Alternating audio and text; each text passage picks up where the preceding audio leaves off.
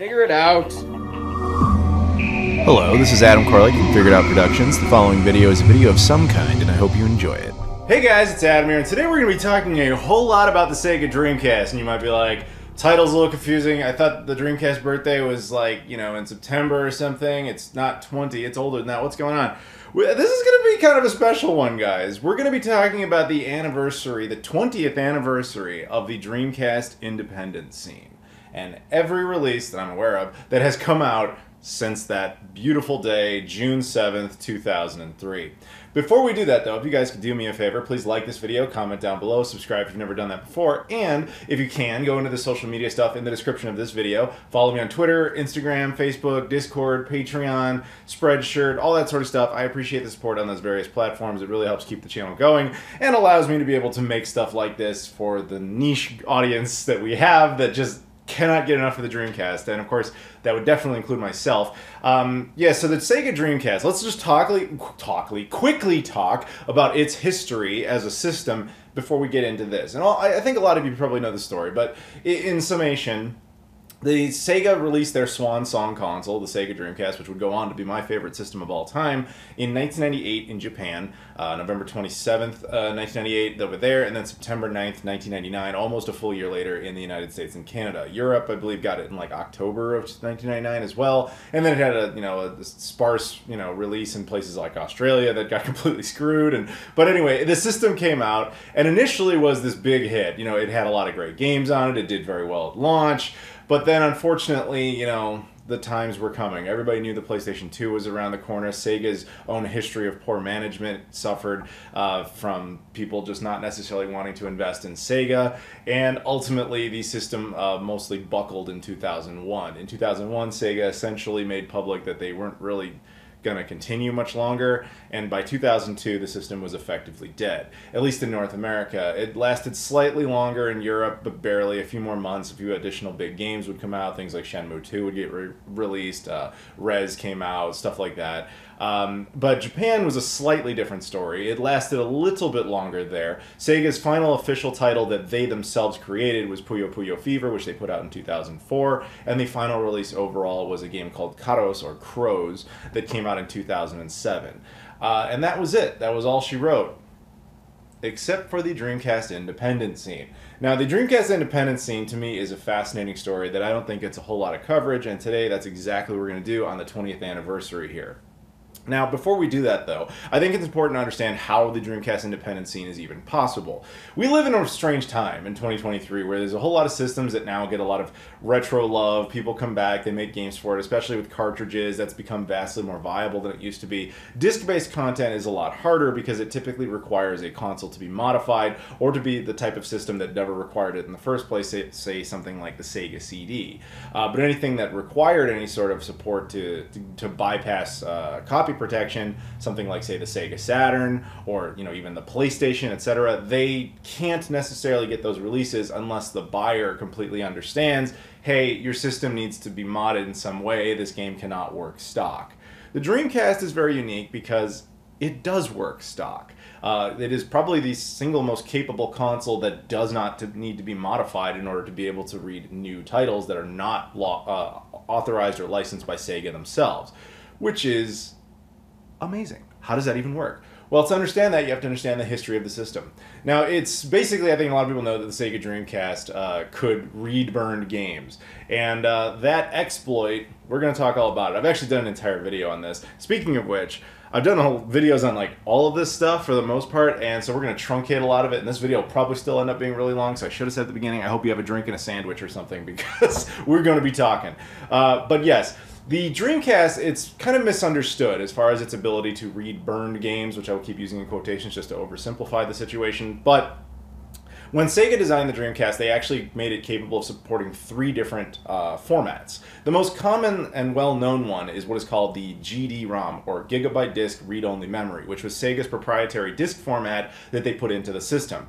Other than like Naomi arcade hardware, which was also Sega's, nothing ever really used that format, including PC disk drives, etc. Nothing was ever really capable of reading or ripping it. So contrary to popular belief, Dreamcast discs are actually really hard to duplicate. Everybody thinks it's easy because the burning part is easy.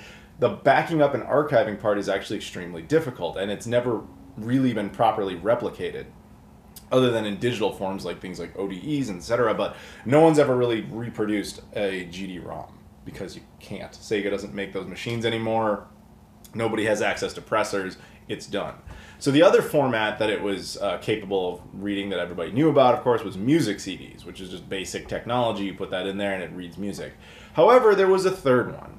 That third format is known as the MIL CD format, which was basically a music CD plus mode. That's the best way to think of it. It was music CDs, but there was an extra amount of data support in there so that if anybody wanted to create like a music CD that also had bonus features if you were using it on a Dreamcast, then it would have extra like enhancements. And that's really all it was ever intended for. You know, like the Japanese put it in there primarily for karaoke releases, but there was very few discs that ever came out that actually officially used it. It was just kind of a holdover in case anybody wanted to.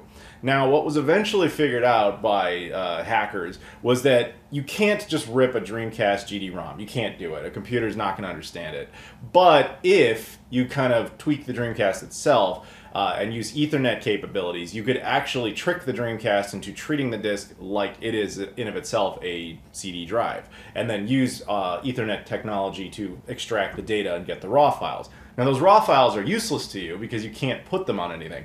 So people also figured out, hey, if we re-encode that in this, XYZ manner, we can kind of output it into a MIL-CD format. And if it's in MIL-CD format, we can put that disk right into the system and make it read.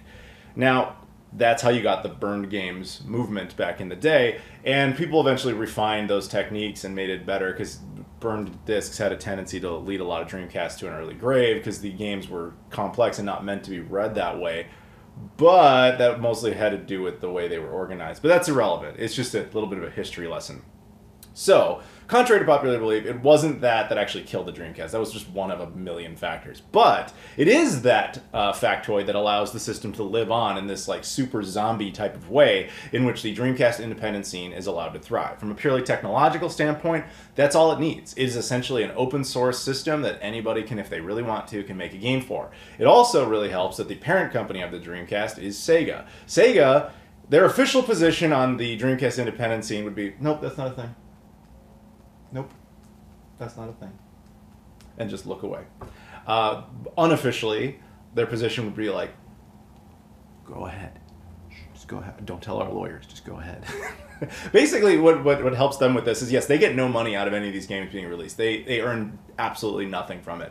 But they don't interfere. They don't get in the way. And the reason they don't interfere, other than the fact that they're not Nintendo, who would go after a child for making a Mario toy, they just look at it as like, not only is that cool, it helps keep kind of our legacy alive, but it gets people excited and interested in talking about their hardware and their legacy. And if that's the case, then you have people who get nostalgic for it, which means they're more likely to buy digital downloads of games they used to have on the Dreamcast, or they'll buy a hoodie or something that says Dreamcast on it. In other words, they get some money on the back end by just not ever interacting with this scene. And so those factors combined, not to mention the just core motivation of all these developers who are passionate about that system, that make games in the first place and just feel like the system should never have died in the first place. All of that combined, along with a relatively sizable user base that never has to modify their console, you have the Dreamcast independent scene. So why is June 7th, 2003 significant? Why is today the 20th anniversary? The first game ever that was ever released for this, and we will talk about it a little bit more, is a game called Feet of Fury. Now, Feet of Fury was created by a guy named Dan Lucen, who now runs the Midwest Gaming Classic. I've met him multiple times. Really great guy. In fact, I'm going to let him speak for himself. When Adam reached out to me to tell me that he was doing a video for the 20th anniversary of Feet of Fury's release, it kind of blew my mind. It doesn't feel like Feet of Fury was 20 years ago. But then I looked back and I remembered, and it was. And part of that was that Feet of Fury was a product of what has become the Midwest Gaming Classic. For those that are unaware, the Midwest Gaming Classic is a huge gaming convention now in Milwaukee, Wisconsin that's held every spring. But back in 2002, it was a tiny gaming convention that was held in Milwaukee. And we had about 100 people. Of those 100 people that came, we had a number of Dreamcast developers that came, and they were showing off their different homebrew creations.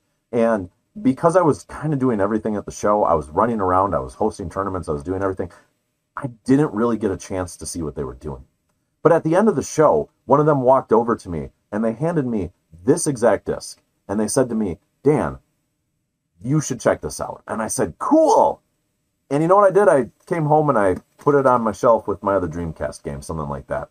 And it took a couple more weeks until I had another friend of mine that reached back out and said, Dan, have you played that yet? And I said, no, I kind of figured that they'd just be kind of like average games. And he said, oh my God, you don't get it. They're incredible. You have to try it. And I said, okay. So I took the game back and I plugged it in and I was blown away. It looked like there were retail releases on this disc. And I said, why aren't these being released as games? And quite frankly, I reached out to the developers and said, whoa, what you guys do is mind-blowing. How can I help release these? And the developers said, well, we just kind of are the developers. And I said, well, look, I've got Goat Store. We can send thousands of packages of games we already have. We have tons of people that buy from us already. And I love the Dreamcast. Let's make this happen. And they said, I don't know about us, but reach out to Cryptic Illusion because Feet of Fury, which was on this disc in a demo form, is the closest of all the games to release. And I said, sure. And so I reached out to Feet of Fury, to Cryptic Illusion, who's the people who made Feet of Fury. And I said to them, hey guys, what can we do to release this? And I said, well, we don't really know. Do you really think that people will buy it? And I said, yes, this game is incredible. And so they put some more work into polishing it off, adding some more songs and finishing it. And they brought it back to us and we said, we're going to take a risk on this. We're going to go all the way. We're going to take this to a pressing company and we are going to press multiple thousands of copies of this. We had no idea how many of these games would sell, but we knew that we wanted this game to be legit. And so we produced thousands of copies of Feet of Fury and we got them and we brought them in. And it was honestly a smashing success. We sold tons of copies in the United States. And we sold thousands of copies in Japan. In fact, Feet of Fury was so popular in Japan that they had to remake dance pads because even though it was released in 2003, there was still some appetite in Japan for the Dreamcast. And so we helped reproduce dance pads. In fact, we imported more than 50 that we sold in the United States. And it was just an incredible release. It showed that there was still demand for Dreamcast games, whether they were made by big companies or by smaller ones.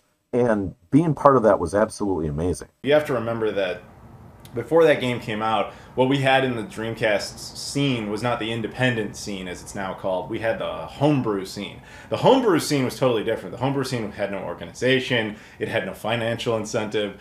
Nothing really existed. It was just kind of people messing around, building emulators. Like, hey, you want to play Super Nintendo games on the Dreamcast? I made an emulator. Try it out. Here's the latest release. You know, it runs games at like 10 frames a second. You know, like stuff like that.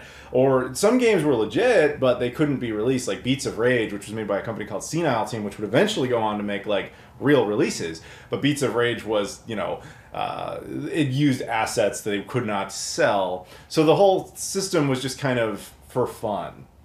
Feet of Fury changed all that because I remember when it got announced, everybody was like, what? They're going to be selling one of these? And he's like, yeah, but we're also pressing them on discs. Like, we're doing the whole thing, blah, blah, blah. And it's going to be a new Sega Dreamcast game. We referred to it as a homebrew release. But I had someone in the industry that came to me afterwards and helped us so much with future releases. And he said to me, one question though, why are you calling it a homebrew release? And I said, well, because it's not like a release that's made from like one of the big companies. And he said, that doesn't matter. He said, you guys can't make this by yourselves. You don't have pressing equipment down there. Please call these independent releases because these are incredible. And we are looking at these for talent and ideas moving forward. And that just blew my mind. And it's really cool. It was one of our first forays into like legitimate releases and working with the industry in ways that I never expected. We still work with the industry a lot now, more through the Midwest Gaming Classic than with releases. And I'm proud to say that Feet of Fury is the reason that we really started all of that. So I remember supporting that, buying it immediately, and they pretty much shipped immediately from what I recall. Because I remember being shocked how quickly I got it. You have to keep in mind that Dan lives up in Milwaukee, Wisconsin. I live in Chicago, Illinois, so it's like a 60-minute drive. So the mail was very quick on that one. And I got it, and I opened it, and I was like, there's a new Dreamcast game. I mean, you have to remember, dude, this was like just in the wake of the Dreamcast ending, and it was just like, wow, I cannot believe we already have this other game. In fact, Japan, it was still rolling technically, and so it was just crazy to have this. And I won't forget that, like, you know, I took the game, I put it in my Dreamcast, just like wondering, is it really going to work? Of course it would, and it did. But I was just like, wow, like, you just couldn't believe it. I remember staring at the disc, like, dude, like, there's a new Dreamcast game. That's crazy. Like, and that was shocking 20 years ago. The fact that it's still happening is bonkers, to say the least. If anything, it's speeding up, which is even crazier. So, that, I think everybody owes Feet of Fury for that, because had that game not existed, if Dan hadn't done what he did, we probably would not have a Dreamcast independent scene. And that's just amazing. And it's over time, you know, you have all these developers who wanted to make games for it for their own motives, but, you know, it's just crazy like how many different stories there are. People who are passionate that wanted to produce this content, and others who just thought it'd be easy to port something to, etc. But it doesn't matter. Like, in the end, we've got so many games here. I want to say it's like around 70-ish, you know, like so far over the course of 20 years, which is for basically a non-official thing that has no budget. That's kind of amazing. So yeah, we're gonna go through each one of them as best I can. Keep in mind, there could be other ones that I'm not aware of, but I really doubt it. I've usually been pretty on top of that, and I've done videos on a whole lot of these. So some of this especially will feel like familiar territory. So we're just going to kind of go through, casually chit-chat about each one, and just kind of appreciate, if you will, bask in the glory that is the reality that we have 20 years of the Dreamcast independent scene. Crazy. Okay. Now, well, we're going to start with some oddities, because I don't really know how else to categorize these things. This one by far is the strangest one. We're going to start with that. This is a release called Dream Para Para. Now, what's bizarre about this is that I have very little information on its history. Here's what I do know. This is not in any way officially released, which is a given, but at the same time, this was actually a complete ripoff. There's a game called Para Para Paradise for the PlayStation 2. And this game is just straight, the FMVs and everything from that game just ripped straight out of the game. And then, like, basically a custom interface to interact with said videos, and then just published onto a Dreamcast disc. This is not the usual method for the Dreamcast independent scene. This is more of a pirated thing, but a really weird pirated thing. I'm not sure what motivated this. The disc itself is pressed, you know, like they all are. Well, with exceptions. I will point out the exceptions, but they're very few. And it makes a big deal about the fact that you need this controller. Now, the controller is probably the craziest part, because if you go online and you find a data dump of this disc and you try it, it will boot, and it will just get to a screen, it won't do anything. The reason it won't do anything is it's looking for this controller, and without it, it won't work. This controller is exclusive to just this. This is not an official Sega controller. Like, this third-party company, this independent company, made this, and they didn't make it very well. It's like a rhythm game where you set this all up and you have to put your hands over it and interact and stuff at the height of the whole rhythm dance game craze. So it's just, yeah, I know it came out in Hong Kong only, but who, how, why, don't know. For years, I couldn't even find it. I just knew of its existence from some photos online. And eventually I found this guy in Germany, like, years ago, who just had one. He's like, yeah, I don't know, I'm selling it. I was like, done. I didn't even care. I just bought it immediately, and I still have it, obviously. And yeah, I don't know when it came out exactly, but I know it really wasn't any sort of, like, legendary release. I would argue most Dreamcast fans don't even know it exists, but there it is. The only other person I know that has this, or at least had it, is Gamester81, another YouTuber. Beyond that, I don't know anybody that has it other than me. So, pretty cool. Now, we're going to move on to another strange release here, or set of releases, that predates Feet of Fury, but doesn't necessarily count, but it does. The thing its legacy was, other than just the fact that it was awesome, is it definitely kind of settled the legal question of would Sega care about this or not. And those releases are the Bleemcast releases. Now, I have them right here, obviously. These are all custom cases that I made when I was a kid, but I do have the official, like, you know, cases. This is like the Gran Turismo 2 in particular came in this little paper sleeve. The other two came in, like, standard jewel cases, which I still have the artwork for, and the original disc for, etc. I also have the slightly hacked one where they put them together, but that's different. Anyway, point is, the history of these releases is fascinating. I always wanted to do a whole video on it, but I'll truncate it all the way down here. There was a company named Bleem, run by a guy named Rand Linden. And he was a genius programmer. He's still alive. He's not dead or anything. And he basically, figured out like, hey, we can really easily, emulate the PlayStation on PCs, which sounds like nothing now, but he was doing this while the PlayStation was relevant. And so he was like selling these PC packs that you could buy and people could play the PlayStation on their computers, which of course Sony was no big fan of, but they couldn't really stop him from doing it because he wasn't doing anything illegal. He eventually decided, wouldn't it be cool to do that on the Dreamcast? We could use the whole mil CD thing and we could actually like release PlayStation games on the Dreamcast. Now, of course, famously, Sony was not a fan of this. Sony took them to court multiple times. Sony actually ended up losing every single court case, but Bleem was buried in legal fees, and they were basically forced to shut down. The agreement was Sony would pay off Bleem's legal fees. In exchange, Bleem would cease to program altogether and stop replicating PlayStation. But the X factor in all this is, what did Sega think of it? Now, if I recall correctly, I read an interview with Rand at some point where he basically said, like, Sony obviously hated us. We went to Sega, and we wanted to see if they wanted to be involved with this. They were very impressed by it. They thought it was amazing. The idea that we could release some of the best PlayStation games on the Dreamcast was, they were fully in support of us, but not on paper. On paper, they were like, we can't put our name on this officially. The best we can do is kind of like look over there and say that's not happening, which is pretty much their entire motive these days. So they basically just said, you do you, boo. You do you. We won't take any money, but we're very happy to see how many consoles this sells. So ultimately, out of that, you got 3 releases. The first one was Gran Turismo 2, as I mentioned before. And then they did 2 that was Tekken 3, as well as Metal Gear Solid. And I will argue Metal Gear Solid is the best one, but that's just because I like that game the most. They were working on a ton of other games at the time. Originally, the idea was to have these like multi-hundred packs. They wanted to release 4 volumes, and each volume would have supported 100 games. But they realized that there would have been too many bugs in that, and it would have taken too much time to perfect it. PC gamers, the argument was that PC gamers at the time were tolerant of emulation bugs, but console gamers, especially in the late 90s, would have just been in early aughts, would have been very intolerant and confused by that. So it kind of makes sense that they wouldn't do it. But yeah, ultimately they got those 3 out. I believe there were a few others that were finished but never released, like WWF SmackDown and Final Fantasy VII supposedly were finished but never allowed to be distributed. Interesting about that, the distribution was very limited. It was only sold at EB Games in the United States back in the day. Maybe EB Games Canada as well, which no longer even exists. GameStop absorbed them, although in Canada they're still called that just to look different than GameStop. But yeah, if I recall correctly, the story goes that Bleem went to a bunch of distributors, your Best Buys, your Targets, whatever, and all of them were threatened by Sony saying, if you carry our stuff, carry that Bleem stuff, like we won't do business with you. EB Games was the only store to stand up to Sony and say, you don't get to tell us what we sell in our store. In fact, you try this again and we're going to stop selling PlayStation, which at the time EB Games was one of the biggest distributors, so Sony had to back off. That's the only reason that release even happened at all. But yes, they came out, they're really cool, and I highly recommend checking them out. But they do predate this, it's just that they aren't technically their own game, they're essentially boot discs that allow PlayStation games, very specific ones, to function, which I think is neat, but they did use the mil CD exploit.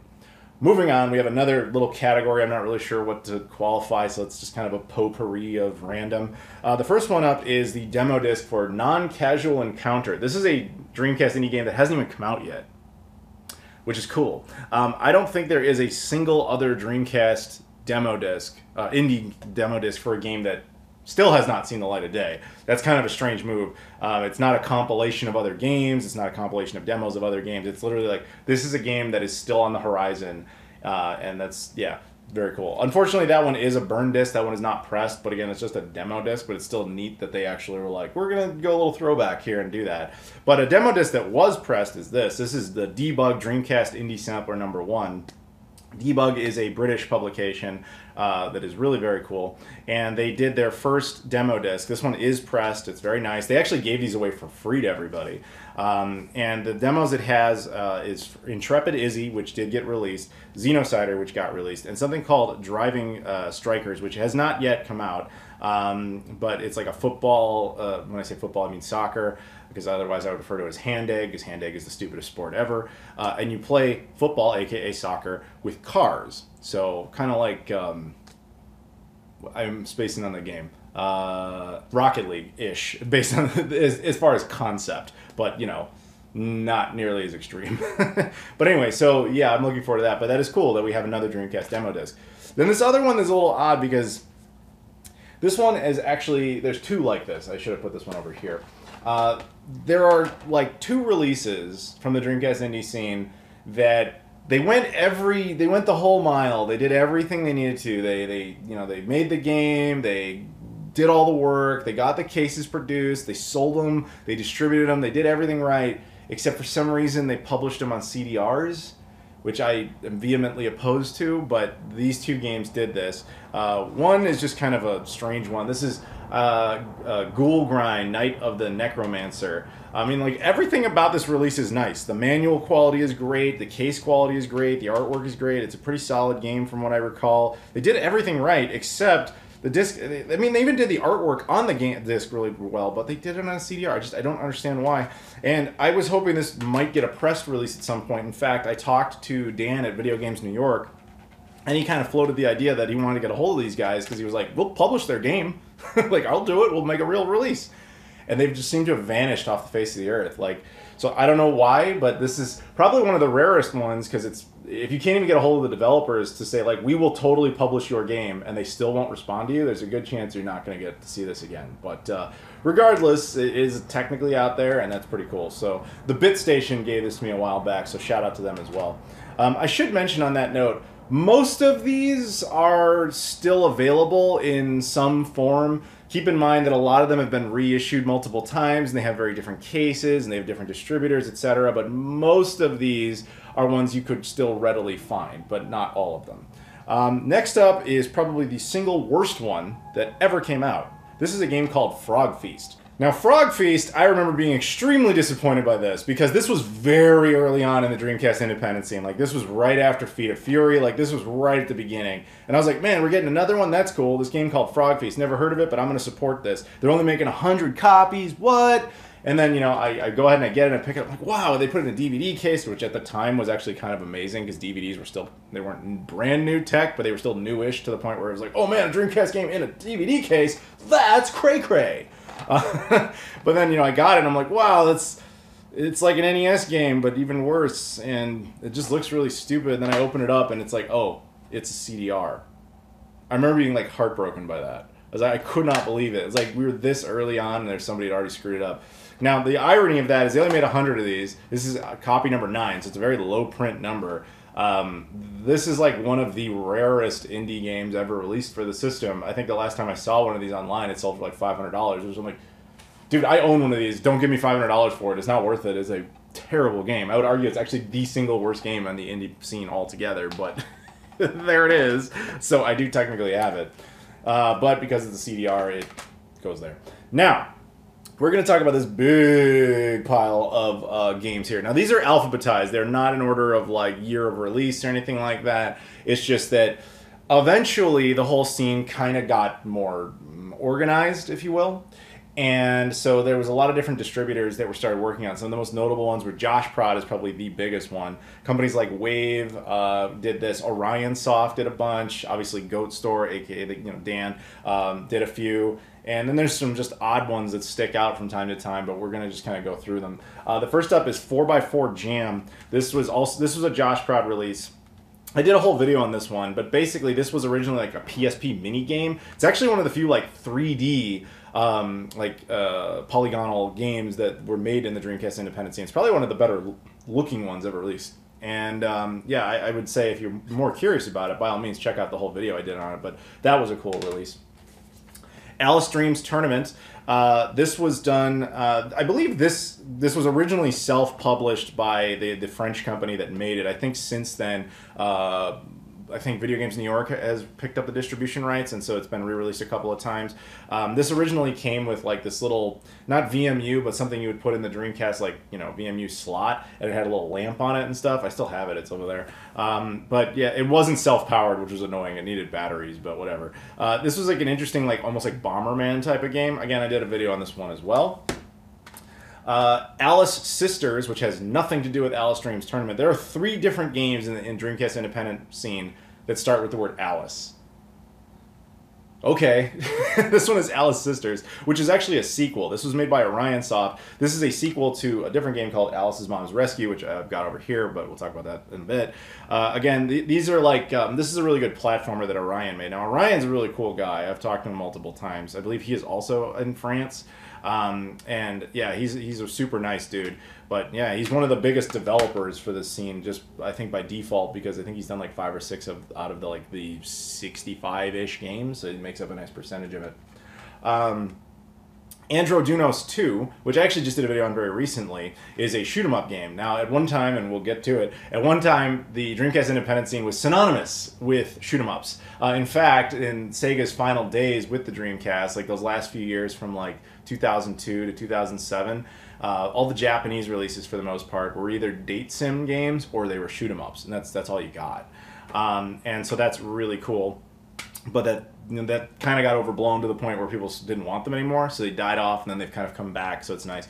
And as I said before, this was originally a Neo Geo era game, but it was converted over through Josh Prod. Josh Prod, let me tell the Josh Prod story real quick here. Josh Prod is probably the most insane, but positively insane member of the Dreamcast independent community, because he very much looks at this like a business. Like he's, I said, like Orion Soft, for example, is just a guy who had a desire to make a game, and then he got it published on the Dreamcast. Josh Prod is a businessman, and specifically his name is Phil, and he goes out and he finds games that are just kind of like lost to history. He just buys up the rights and then hires a team to bring it to the Dreamcast. Dedication, man. So Androdunos got made that way. Androdunos 2 was actually built from the ground up by Josh Prod's team specifically for the Dreamcast, but then was, of course, distributed on other platforms, including the 3DS. This is my most recent Dreamcast video right prior to this one, so I won't talk too much about it. But that's really cool that this game was made specifically for it, and we get a Dreamcast build of a relatively new, not super significant, but significant enough release. That is cool. Another World, Out of This World HD, which was a big game back in the 90s. I believe, and this is the same story. Apologies for any noises you hear outside, sirens, whatever. But this game was a big PC game back in the day, and it was ported on various consoles as well. And this is a perfect Josh Prod example. He just buys up the rights to his favorite games that he owned as a child, and then just brings them to the Dreamcast. Absolutely perfect. This one was cool. This is Arcade Racing Legends. This was a big community effort game. This is, again, one of the few 3D games. There's a lot of people in the Dreamcast independent scene who are like, how come all the games look like they're for the Sega Genesis? That's not Dreamcast. It's like, because budget. Like, a Dreamcast indie game is supposed to sell like 3,000 copies. You charging like $40 a game, do the math. You're not making millions of dollars that are required for that sort of investment. But as the Dreamcast independent scene obviously has gone on for 20 years, so development costs for 3D content has come way down. So we actually are starting to see some of those, which is really cool. Always support your Dreamcast scene. Support your Dreamcast scene. Keep it going. Keep it running. And then you can get more and more stuff. This one was born out of a Kickstarter that actually did pretty well, and it became like a nice little 3D racing game with actually a lot of cool cars in it that are like movie famous but unofficially, like the Time Machine DeLorean that is totally not legally speaking the Time Machine DeLorean, or the Batmobile, etc. Daytona USA car, Sega Rally car, all that stuff that's not technically no, it totally is. But it's actually a pretty cool racing game. Again, did a video on that. Armed 7, another Josh Prod release, which was a cool shoot 'em up that came out not too long ago. Bang Bang Busters. This is another thing that I really like about Josh Prod. So this was made by a company called Visco back in the day, but was never released. It was made for the Neo Geo, I believe AES, MVS, and possibly CD, but it was just never released. So according to Phil, when I talked to him, they found this game in like Visco's archives and said, like, why don't we finish this up and then release it on the Dreamcast? And they did, so that's very cool. They also ended up releasing it on, I believe, Neo Geo CD and AES as was originally intended. Battle Crust, another shoot 'em up. This has a few different versions, including a very rare edition that has a music CD, which they were cool enough to send me, and it is in the other room. That's the other thing, by the way. Cosmetically, a lot of these cases, they swap. Like, you have ones that look like they're American or Japanese. They also have, like, European-style cases. Like, a lot of them you can kind of get in whatever flavor you particularly like, but there's a lot of options out there. Again, speaking of Visco, the other big game they released back in the day is a game called Breakers, which is what this is, which is a cool fighting game that is, yeah, I mean, I remember this coming out and being a big deal because the Dreamcast hadn't seen a fighting game in quite some time, and technically this was a Neo Geo conversion, but the fact that we even got it was great. Captain Tomaday. This was a cutesy little shoot 'em up that was like you play as a tomato basically, and you're shooting at stuff. And it's funny because people pointed this out. And in this game, you're playing this as this tomato, and he's got like these two fists, and his fists are basically the guns. In the game, when I was playing it in my footage, I didn't realize you could use both. I thought you could only use like one. One was just like stationary, and one was just the attack. So people were like, "Why didn't you use both?" And I didn't realize you could. That was a stupid mistake. That lived on with me. But yeah, it's a pretty cool game. Cool Herders. I believe to this day this is actually the last of the Goat Store Dan projects. Supposedly there's another one in production. I'll let Dan speak for himself on that. But there's supposed to be another one that's been in production for quite some time. Slave. I'm sorry, excuse me. A game called Slave. Yeah, anyway, maybe one day. But yeah, this one, Cool Herders, I think this came out... Man, this came out quite a while ago. Dan, love you. Please continue and make more games. We need them. But yeah, Cool Herders was it was kind of like I want to say like Bomberman type of game, but yeah, it was fun. But not exactly that way. Escape 2042, The Truth Defenders, which was also Orion. This is a cool little adventure type of game, kind of like those out of this world games or Flashback, if I remember correctly.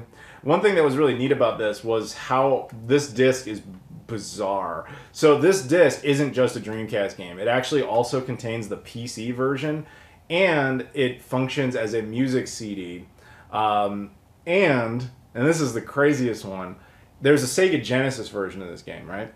If you have the Sega Genesis and the Sega CD attached, you can put this in the Sega CD. The Genesis version will recognize this and use the CD audio in the Genesis version. That's pretty cool, man. So yeah, that's really neat. A game called The Escapee, which again was kind of like the out of this world type of game that I talked about before. Like you guys know those type of games. I'm not a huge fan of those, to be completely honest, but I'm glad they exist. Fade to Black. This is one of the other few 3D games that has come out. This is like the sequel to Flashback. Which this one is interesting because I believe this was actually originally a PS1 game, like a 3D, game that you walk around, shoot stuff, collect things, do puzzles, that kind of thing. And to just have it fully ported over to the Dreamcast is pretty cool. So I'm pretty sure, if I recall correctly, Josh Prod picked up the rights to do all that. Now here it is, the legend itself, Feet of Fury.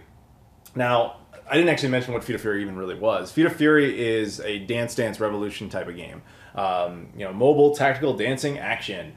This one was neat because not only did you have the songs it came with, they actually had enough forward thought to give you the ability to put custom music in. So the way that would work, if I recall correctly, you would basically take the disc out at a certain point and then swap out into music CDs, or you had to burn custom ones. I don't really remember how it worked. It's been 20 years, obviously. But I do remember it supported custom music. This is still a very affordable and easy game to get. I mean, I think I actually have a sealed copy of it still, too, that I picked up at a con for, sorry, Dan, for $1. It's an easy game to get. And it's such a...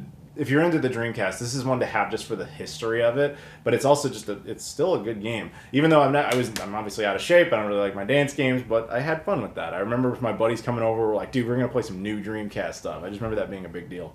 But there it is, the one that started it all off. My original copy, the one I held 20 years ago today. Well, assuming you're watching this the day it came out. The other thing that's really cool about Feet of Fury is that it sold really well. In fact, I once got to see a list showing all the different sales of all the different Dreamcast games in the United States.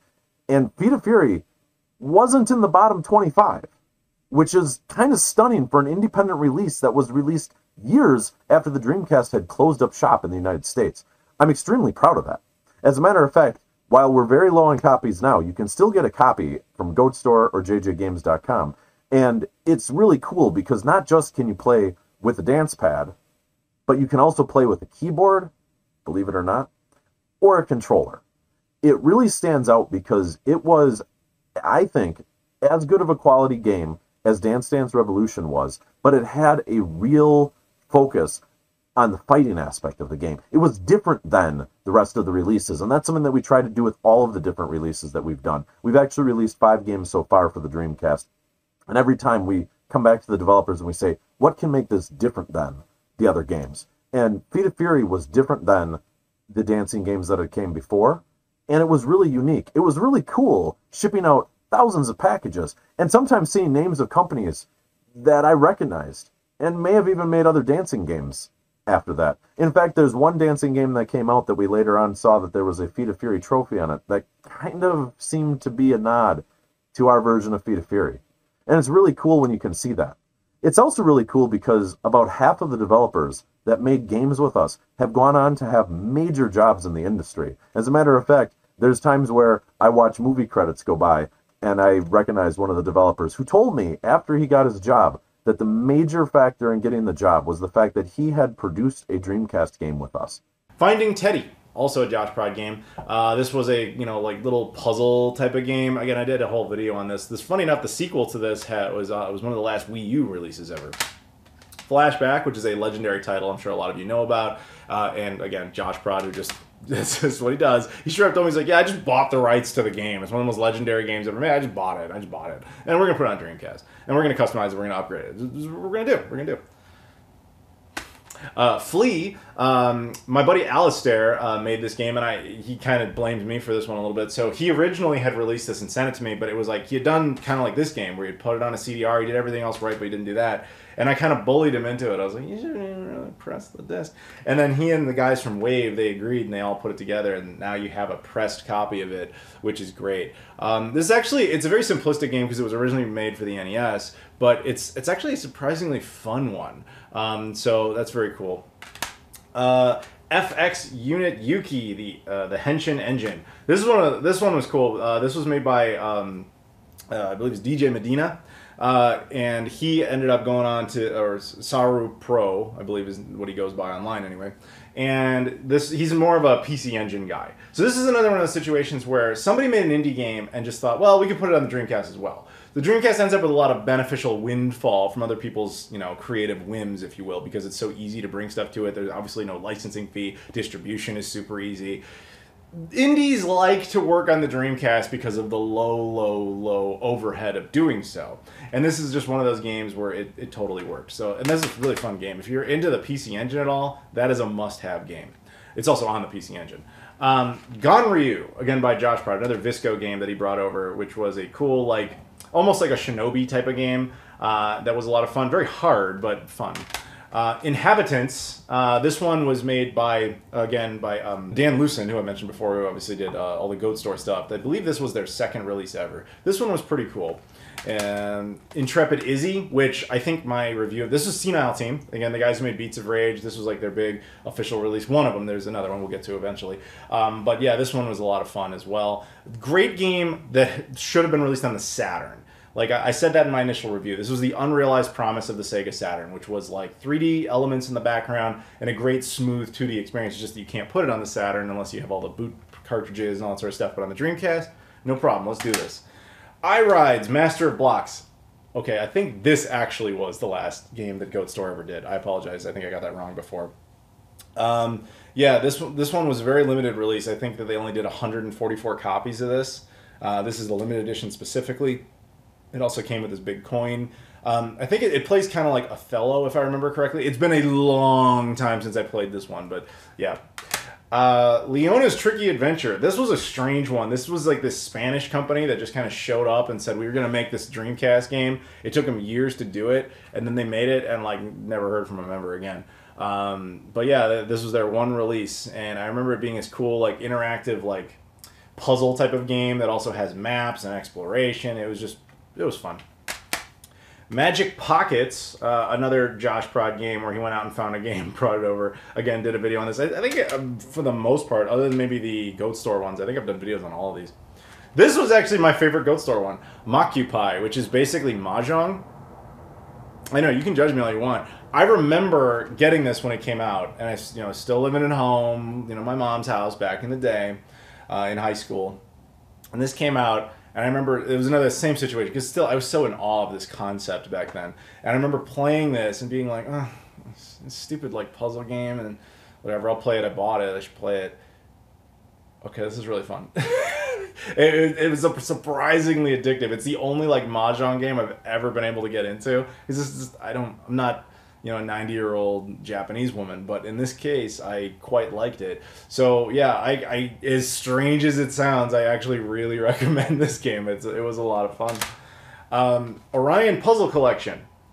So Orion, as I said, he's done a bunch of games. This was like just a compilation of a bunch of games he made, like relatively simplistic games that he kind of threw all together. But that's, yeah, I think this got re-released with new artwork and stuff, I think. But either way, this was at least the original running of it. Pure Solar, which was probably one of the biggest games released on it. So this one, they really, I mean, this is Watermelon. They want it to look as legitimate. I mean, this one looks like Sega released it. They didn't. But this one was a big deal. This came out in the Genesis back in like 2009 and was this big indie game back before there were indie games all the time for the Genesis.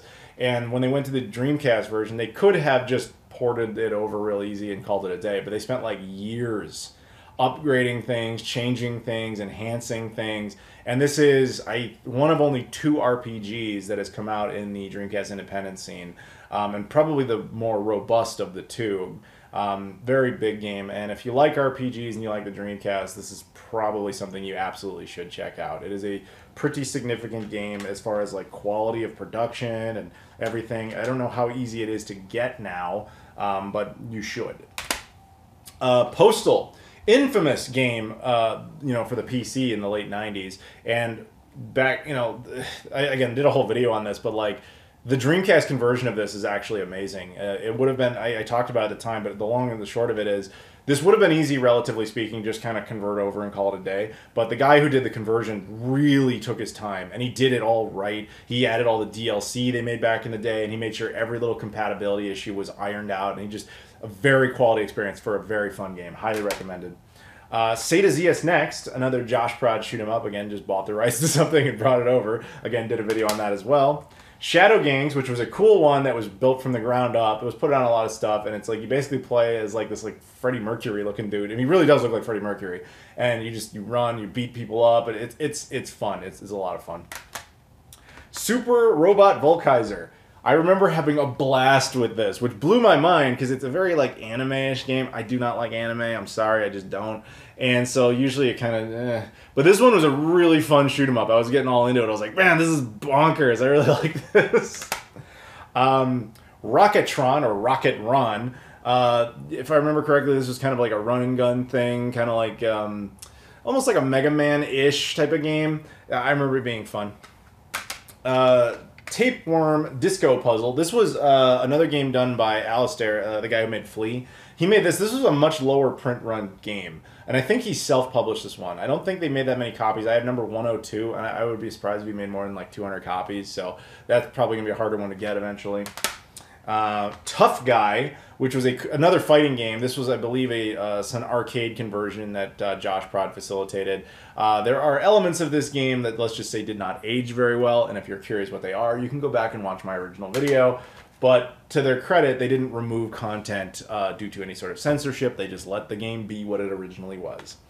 Volgar the Viking. This one has a unique story. So Volgar the Viking was actually a pretty significant release on like the Xbox Series X, or at the time Xbox One, as modern systems, etc. And then a fan basically did a conversion of that game, unlicensed, to the Dreamcast. And then he actually did his own self-distribution, but just kind of like for fun. And then the company that actually owns the rights to this game were like, whoa, this is amazing. Why don't we do this together? So they actually did like a completely legitimate official distribution together of Volgar the Viking, and then Pixel Heart ended up being the publisher. So this is actually completely authorized by the original devs that made the game in the first place, even though they didn't make this version. That makes it very cool. I assume they helped him clean up a little bit and change some stuff, probably, but I guess I don't totally know that. But for that reason, that's pretty unique. That would be like if somebody just fan recreated Sonic Mania for the Dreamcast, and then Sega's like, this is amazing, put our name on it, release it, let's do this. It won't happen, but that would be cool.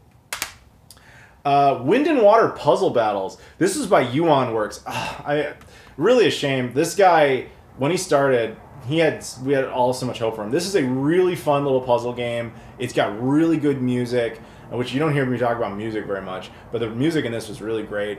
In fact, I think this is one of a lot of them actually support this, where you can actually, because they're technically mill CDs, so technically they're data plus music CD elements. So a lot of them actually are very rippable as music CDs, or a lot of devices will just interpret it as a music CD. I believe this was one of them. The music in this was really good. The game was a lot of fun, and Yuan Works just kind of vanished. Back in the day, he was working on a game called Little Ninja. He showed some like screenshots and stuff, and then he just vanished into the ether. I don't know what happened to him. I think they've been trying to re-release this game for a while, but they can't get a hold of the guy, so I don't know. But this was done by Red Spot Games. Red Spot Games was the second publisher for Dreamcast stuff ever. They don't even exist anymore. I don't exactly know why, but a lot of the stuff they had got picked up by other companies. But I think this one is still kind of sitting in the ether somewhere. But very, very cool game. Yeah, Wind and Water puzzle battles.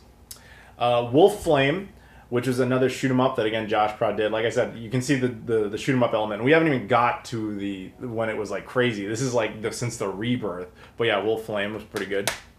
Xenocrisis. This was an interesting one because this was by Bitmap Bureau, who I now actually know because I met them at a convention very recently. This game they've started putting on everything. It's now on it was made for the Genesis originally as like a Kickstarter project, and they're like, oh, if we do well enough, we'll put it on the Dreamcast, which is why I actually backed it. I'm actually, fun fact, I'm an NPC in this game. You can rescue me and a bunch of stuff. They also put it on Neo Geo CD, I have that. They now put it on the Nintendo 64, I have that. They also put it on the GameCube, and I have that. Now that's funny, I mentioned this before, I think, that part of the reason you can have a Dreamcast independent scene is because the Dreamcast is capable of reading this like unsigned code, whereas a lot of other disc-based consoles cannot, GameCube included. So with Xenocrisis on the GameCube, you have to go into it knowing you need a boot disc or a modded console or whatever to get past it.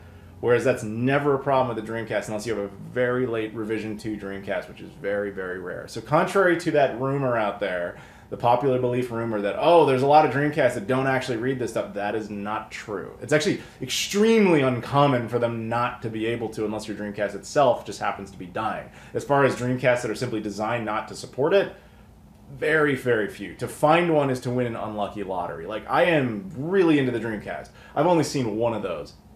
Ever in my entire life. One. And I own it.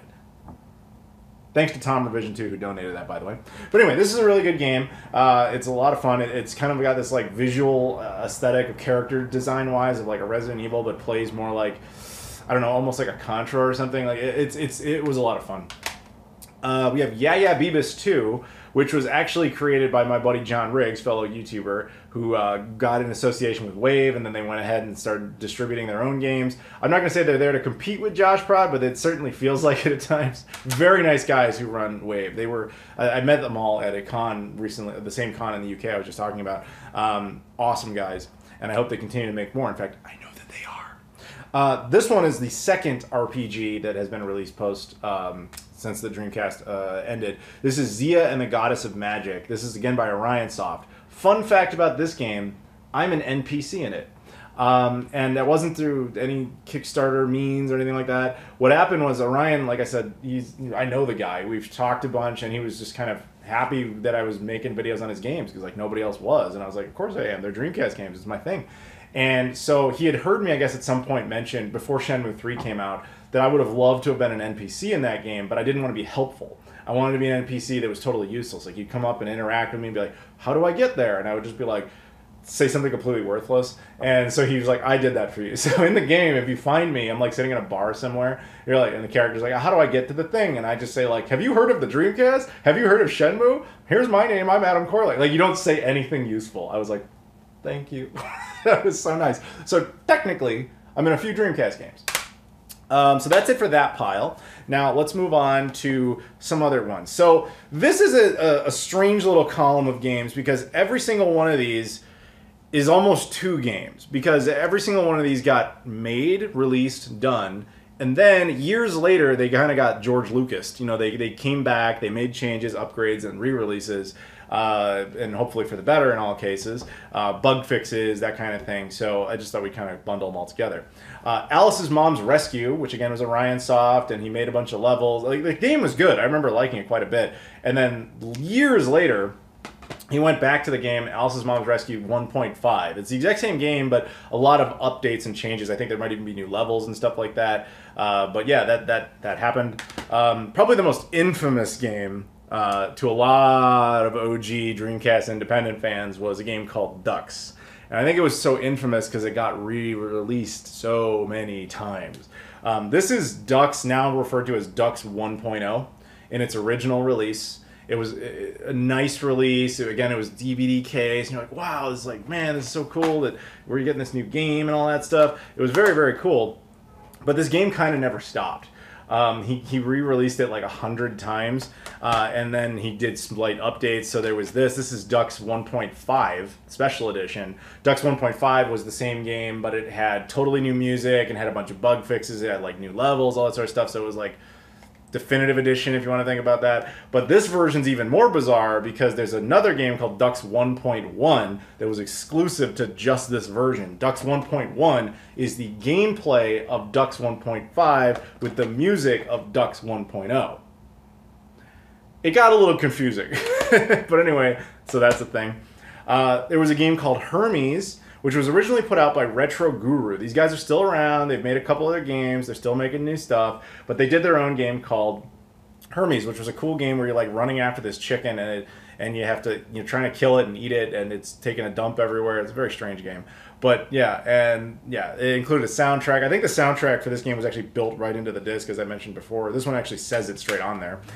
But years later, they did a deal with Video Games New York, and they actually re-released the game and updated it. So this one actually had some bug fixes, some new levels, some stuff like that. So it's an updated version. There's actually a special edition of this that actually comes with a VMU, which was like the first time we saw a new VMU come out in a while. But to be fair, it was new old stock that they had just kind of, you know, they'd stripped off the Dreamcast logo and like screen printed like new logos. So it's official Sega hardware kind of unofficially resold, if that makes any sense.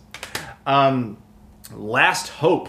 So this is Last Hope, the original version, the Red Spot edition. This is actually the special edition, which is stupid rare. I had no idea it was going to be this rare when I bought it. There was just a standard jewel case version, and then there was this. They came with this bonus music CD that actually looks like a vinyl record, which is really cool. I just bought it because why not? And it turns out, you know, it was a really good game, but it was like really, really hard. There's also a Neo Geo CD version of this. This was made by NG Dev Team, which is Neo Geo Dev Team. Now, the funny thing about Neo Geo Dev Team is that's another situation where they made games not for the Dreamcast. They were making them for Neo Geo AES and Neo Geo CD, but because it was easy to convert them over, they would do it. But they were making all these shoot-'em-ups because they were like, well, the Neo Geo doesn't have any really, other than like Polestar, so we want to have some more on there. But the Dreamcast was so known for shoot-'em-ups, it was like, really? Another one? But at the same time, it was new games, so it was cool to have that. But yeah, there was that version. Then they made a couple changes. A lot of people found that version just too hard. It was unplayable because it was too hard. So they came out with a one with an easier setting, maybe some other changes, and they called it Last Hope Pink Bullets. And the whole Pink Bullets thing was just kind of to mock you and tease you a little bit, being about, you know, like, you need kid gloves on, more or less. But that's what that version is. I believe Last Hope Pink Bullets has been redistributed a few times. So we talked about Ducks before. Ducks was then completely remade from the ground up as a game called Redux, which was exactly the same game. Like the layout, the enemies, everything was the same. It's just that all the visuals were different. The ship now looked different. All the textures looked different. Everything looked different, but it was it was exactly the same game. So you had Redux Dark Matters. That's what this one was.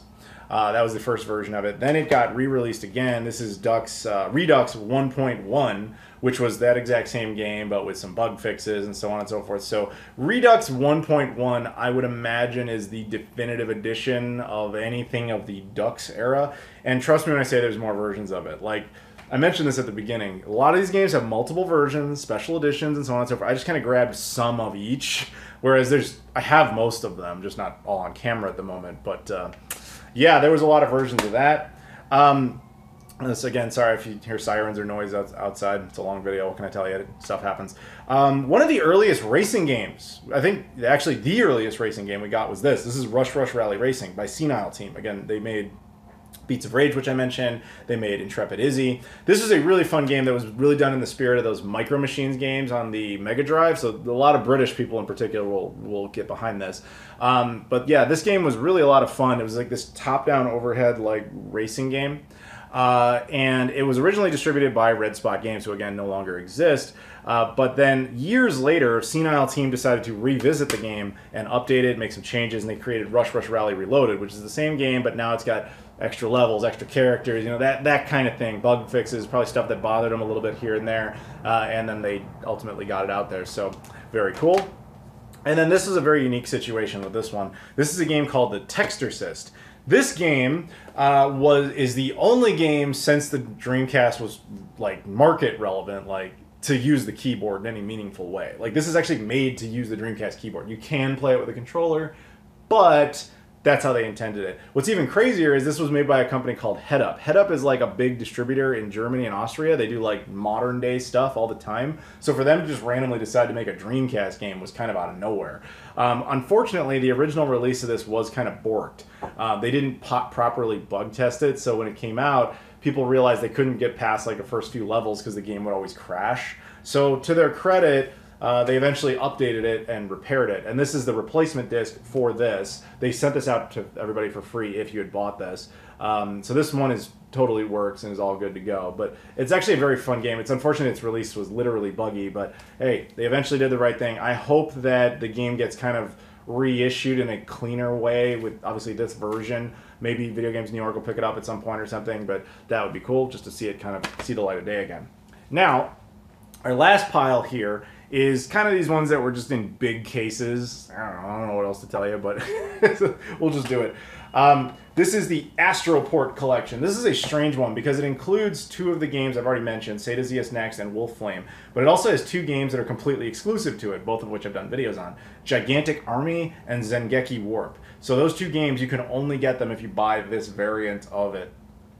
I don't know. I don't know if the other two will ever get their own standalone releases, but if you want it, here it is. This is also limited to 2,000 copies. There's a Lancer. This game is cool. There's a Lancer and Filia. I apologize. It's actually, I believe there's two games in here. One is a Lancer on the left, and one is Filia on the right, which is literally called Filia, the sequel to a Lancer. And what's cool about these is if you ever played Myst and you liked it, this is for you. This is like straight up a love letter to Myst by Orion Soft. And there's two games in there, so it's a pretty cool little set. Fast Striker. Again, Neo Geo dev team made this for reasons I already stated. But we had the nice beneficial windfall of getting it. I have copy number 7. Wow, I didn't even remember that I had such a low number. That's very cool. This game is called Fruity. This is by Retro Guru, we talked about before. I remember thinking when this came here that this was like simplistic. I was like, wow, this looks low budget, because this game was like €6, brand new. It was stupid cheap when it came out, to the point where I was like, well, that's got to be like a nothing. But I was willing to, just a few euro. I was like, all right, I'll chuck some money at that. No, it's a pressed release, and it's actually a lot of fun. It had no right to be that cheap, but I'm glad it was. I don't know if this game has ever been redistributed though. Ghostblade. After the dude who made Ducks was done making Ducks, he made a new game called Ghostblade. This one has been re-released onto a ton of other platforms, but it originated on the Dreamcast. Pretty good shoot 'em up, actually. This is like the 3-disc special edition where it's like the game plus the music CD plus some movie or something. But yeah, pretty cool game. Gunlord, which was probably one of my favorite Dreamcast indie games. This is like the original collector's edition that Neo Geo dev team did. This game has since been redistributed again, I think, by Video Games New York, so like you can get the cheap like jewel case version. This one had like the music CD. It actually had both versions of the game, one the standard, one's the special edition. So this is the Dragon Box edition. Came with posters, all that sort of stuff. This is a really cool run and gun type of game that I really liked. And I again did a video on it. It's actually one of the earliest videos I did. This is Neo Zyxu. I don't remember much about this other than same basic deal. Neo Geo dev team made this. They wanted to put another shoot 'em up out there, and they did. It's great. This one was back in 2014. This one might actually be my favorite game of the independent scene. This is Sturmwind. This is the original Red Spot game special edition. This one is crazy. Like, the case is magnetic. It's got the original, jewel case in there, as well as a little toy replica of the ship. This is a super high quality game that thankfully has been redistributed. Again, I think by Video Games New York, so you can if you just want the game, you can get the game. This was a very good one. This is one of the only ones where I would argue that it feels like a game Sega would have actually put out on the Dreamcast. Like, there are a few. This one I just remember blowing me away when I first saw it. I was like, wow, this is a quality one. This is no joke. This came with a plushie. Like, they really went all out on this. This is a very good game. Highly recommended. And last but not least, Xenocider. This is probably the most ambitious of the Dreamcast indie games, because again, one of the big complaints is, where's the 3D? Where's the 3D? They decided to give you the 3D. They actually made this, like, it's not like a few of the others where the games already existed on some other platform and they were just bringing it over. They built this from the ground up for the Dreamcast as a 3D game. Now, admittedly, it does not utilize the full potential of the Sega Dreamcast. It kind of looks like a high-end PlayStation game, but that's not a knock against it. It looks pretty good, all things considered, that the budget was very slow, or very low, and I believe the production was slow. I think this took them like 7 years to get this game made, but it's a fun game. It's been redistributed a few times. Yeah, Retro Samus made it. Cool game. But yeah, overall, that is every release for the Dreamcast independent scene that has come out. And what's cool is, I think, if I remember correctly, it was only 2011 or 2012. I think it was 2012. Was the only year since 1998 that there has not been a new Dreamcast game. Every other year, there's been at least one. I think 2012 was the one time we didn't get anything, which is insane to think about, because Sega obviously bowed out of this machine a long time, but here we are over 20 years since Sega stopped supporting it, at least in the US and Europe. And we still have, and look at all this. We have all these great games that we have that anybody can just take out their Dreamcast and just play these, which I think is amazing. So if you want to support your Dreamcast indie scene, and you really should, you should try to track down some of these. Again, most of these I've done individual videos on, so you can see gameplay and all that sort of stuff, but yeah, it's really very cool, and I hope people out there enjoyed this and enjoyed the Dreamcast in general. So thank you very much for watching, everybody. If you could do me a favor, please like this video, comment down below, subscribe if you've never done that before, as well as all the social media stuff in the description: Twitter, Instagram, Facebook, Discord, Patreon, etc., Spreadshirt, and a huge shout out to Dan for being part of this and just starting this whole thing. Dude, you're a hero. You made all this happen. Thanks, Adam, for celebrating 20 years of Feet of Fury, and wow, I'm getting old. Thank you very much, and thank you very much for watching. I will see you all later.